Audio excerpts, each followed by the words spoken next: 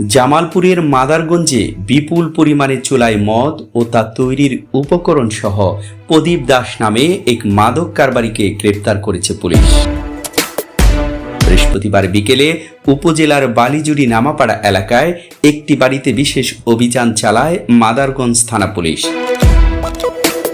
সেখান থেকে উদ্ধার করা হয় 410 লিটার চুলায় মদ, তৈরির উপকরণ বা জাওয়া, 8.5 লিটার প্রস্তুতকৃত দেশীয় চুলায় মদ এবং মাদক বিক্রির নগদ টাকা।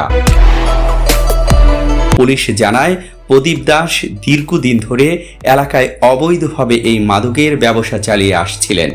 তার বিরুদ্ধে মাদক দ্রব্য নিয়ন্ত্রণ আইনে মামলা দিয়ে আদালতে পাঠানো হয়েছে।